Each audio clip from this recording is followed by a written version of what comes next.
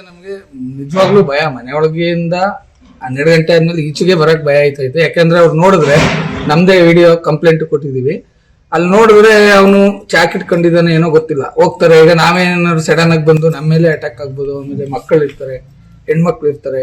ಆಮೇಲೆ ಇಲ್ಲಿ ಎಲ್ಲ ನೈಟ್ ಇಲ್ಲಿ ಫೀಲ್ಡ್ ಅಲ್ಲಿ ಎಣ್ಣೆ ಡ್ರಿಂಕ್ಸ್ ಮಾಡೋದು, ಕೂಗಾಡೋದು ಎಲ್ಲಾನು ಮಾಡ್ತಾರೆ. ನಾವ್ ಇದ್ರ ಬಗ್ಗೆ ಕಂಪ್ಲೇಂಟ್ ಕೊಟ್ಟಿದೀವಿ. ಇನ್ನು ಯಾರು ಪೊಲೀಸ್ ಸಹ ಬಂದು ಇಲ್ಲಿ ಎನ್ಕ್ವೈರಿ ಮಾಡಿಲ್ಲ. ಎಷ್ಟು ದಿನಗಳಿಂದ ಈ ತರ ಕಾಟ ಇದೆ ಸರ್? ಸರ್ ಮೊದ್ಲು ಹೆಚ್ಚು ಕಮ್ಮಿ 1-1.5 ವರ್ಷದಿಂದ ಆಗಿತ್ತು.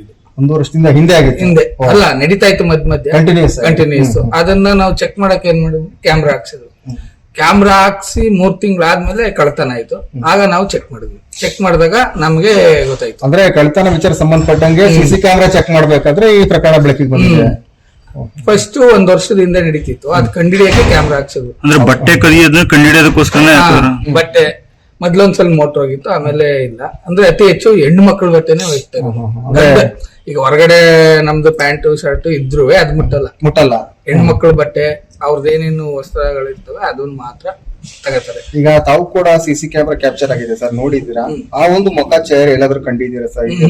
ನೋಡಿಲ್ಲ. ಅಂದ್ರೆ ಇಲ್ಲಿ ಬಂದಾಗ ಬ್ಲಾಕ್ ಬಟ್ಟೆ ಹಾಕೊಂಡವ್ರೆ, ಮೇಲೆ ಹೋದಾಗ ಅದು ಬ್ಲಿಂಕ್ ಆಗಿಲ್ಲ ಕ್ಯಾಮ್ರಾ. ಮಾಮೂಲಿ ಒಯ್ತಾರೆ ಬರ್ತಾರೆ. ಅಂದ್ರೆ ಚೂಡಿದಾರ್ ಹಾಕಿದ್ರು, ಕೂಡ ಚೂಡಿದಾರ್ ಹಾಕಿದ್ರು. ಯಾರು ಅಂತ ಕರೆಕ್ಟ್ ಆಗಿ ಗೊತ್ತಿಲ್ಲ. ಈಗ ತಾವ್ ಹೇಳಿದ್ರಿ ಸರ್ ಕಂಪ್ಲೇಂಟ್ ಕೊಟ್ಟಿದೀವಿ ಅಂತ, ಲಿಟರಲಿ ಪೊಲೀಸರು ಬಂದು spot verification, CC camera check ಮಾಡೋದು ಈ ತರ ಮಾಡಿದ್ರ ಸರ್? ಬಂದಿಲ್ಲ, ಯಾರು ಬಂದಿಲ್ಲ. ಅಟ್ಲೀಸ್ಟ್ SIR ಆದ್ರೂ ಮಾಡ್ಕೊಂಡಿದಾರ? ಇಲ್ಲ, ಕಂಪ್ಲೇಂಟ್ ತಗೊಂಡ್ರು.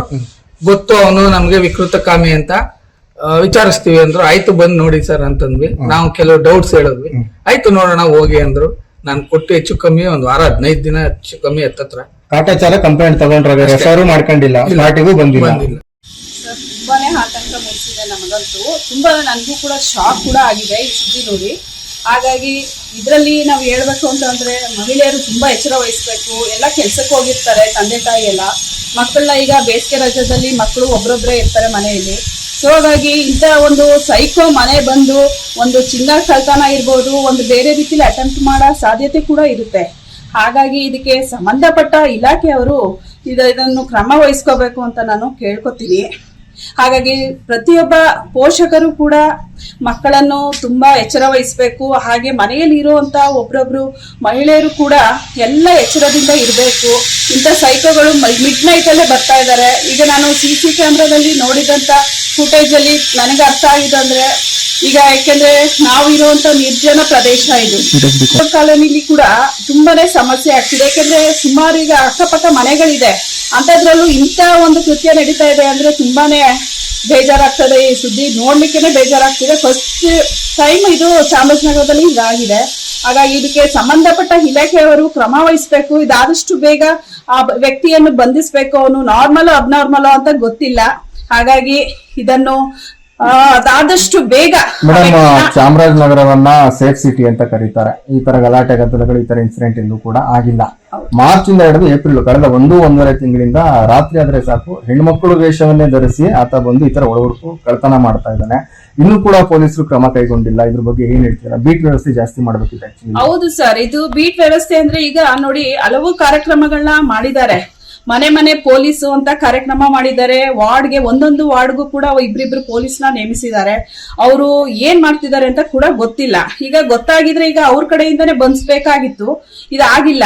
ಇದು ನನಗೂ ತುಂಬಾ ಬೇಜಾರಾಗ್ತಿದೆ. ಇದು ಕ್ರಮ ವಹಿಸ್ಬೇಕು. ಇದಕ್ಕೆ ಆದಷ್ಟು ಬೇಗ, ಇನ್ನೂ ಬೇಗ ಜಾಸ್ತಿ ಜನನ ಬೀಟ್ಗೆ ಬಿಟ್ಟು, ಈಗ ಸುತ್ತಮುತ್ತ ಎಲ್ಲ ಸಾರ್ವಜನಿಕರಿಗೆ ಸೇಫ್ಟಿ ಬೇಕಾಗಿದೆ ಇದು. ಹಾಗಾಗಿ ಇದಕ್ಕೆ ನಾವು ಬೀಟ್ ಪೊಲೀಸ್ ಅವ್ರಿಗೂ ಕೂಡ ನಾವು ಹೇಳ್ತಾ ಇದೀವಿ, 112 ವರೆಗೂ ನಾವು ಪ್ರತಿಯೊಬ್ಬರಿಗೂ ನಾವು 112 ನಂಬರ್ಗಳನ್ನ ಕೊಡ್ತೀವಿ. ಯಾಕೆಂದ್ರೆ ಏನೇ ಒಂದು ಸಮಸ್ಯೆ ಆದ್ರೂ ಎಲ್ಲ ಟೈಮಲ್ಲೂ ಅಕ್ಕಪಕ್ಕದವರೇ ಆಗ್ಬೇಕು. ಒಂದು ಬೇರೆ ಹಸ್ಬೆಂಡ್ ಮನೆ ಡ್ಯೂಟಿಲ್ಗೆ ಹೋಗಿರ್ತಾರೆ, ಕೆಲವರು ಇರಲ್ಲ. ಹಾಗಾಗಿ ಇಂಥ ಸೇಫ್ಟಿಗಳು ಬೇಕಾಗಿದೆ ನಮ್ಗೆ. ಹಾಗಾಗಿ ಕ್ರಮ ವಹಿಸ್ಬೇಕು ಅಂತ ನಾನು ಕೇಳ್ಕೊತೀನಿ.